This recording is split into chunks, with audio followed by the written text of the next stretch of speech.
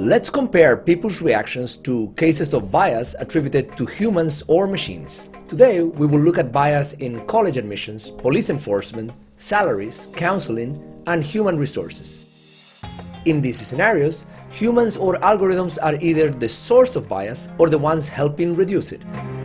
In addition to considering situations where a machine or a human acted unfairly or corrected an unfair act, we consider variations in the ethnicity of the person being discriminated against. We consider discrimination favoring white Americans compared to Hispanic Americans, African Americans, and Asian Americans.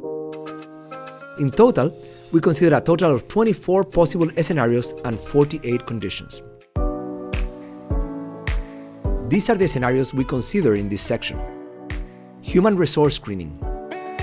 A company replaces their HR manager with a new manager or algorithm tasked with screening candidates for job interviews.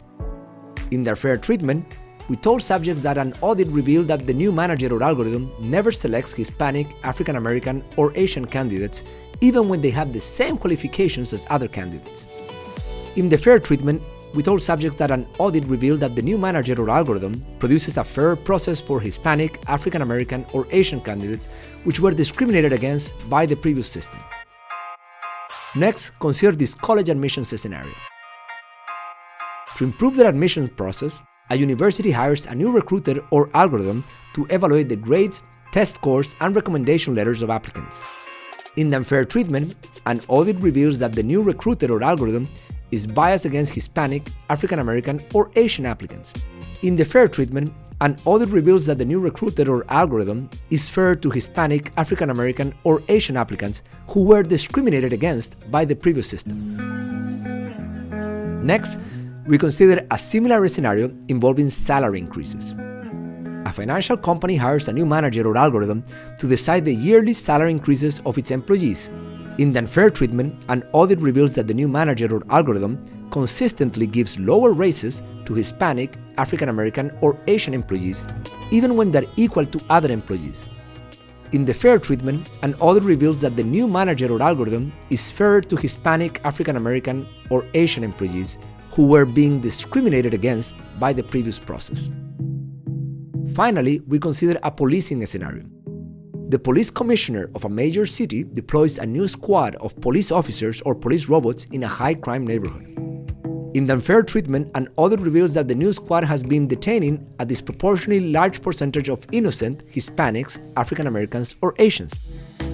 In the fair treatment, an audit reveals that the new squad is fairer to innocent Hispanic, African American, or Asians who had been detained in large numbers by the previous law enforcement procedures. When we look at the data for the unfair scenarios, we find that people see humans as more intentional and also as more responsible for actions and outcomes. But beyond these obvious effects, we do observe some interesting, albeit relatively weak effects.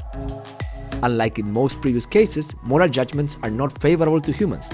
In fact, we find that human actions are judged to be less moral than machine actions and are seen as more harmful in some of these scenarios, such as the college admissions and salary scenarios for African Americans and Hispanics.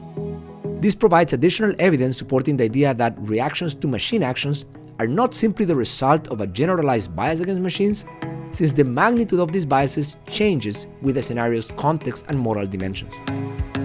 We also find small but interesting differences among the various ethnic groups depending on the particular scenario. The college admissions scenario elicits the strongest differences in judgment, especially for African Americans and Hispanics. Here, human actions are judged as relatively less moral and more harmful than the actions of machines. We also find that biases against African Americans and Hispanics result in a slightly stronger difference in judgment between humans and machines compared to Asians. This suggests that differences in judgment between human and machine actions are slightly modulated by the ethnic group of the victim and the situation described in the scenario. The ethnic differences align with the expectations of what we should expect in a sample from the United States. Moreover, people also think that the human should be replaced with another person. What is paradoxical, however, is that even though humans are seen as more intentional or more responsible than machines, people still prefer not to replace humans by machines, as has been the case in all previous scenarios, adding further evidence in support of the idea of algorithm aversion.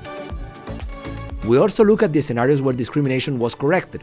In general, we find a tendency for people to be more willing to promote humans, suggesting that humans may receive more credit than machines when that involving actions that correct unfair treatment.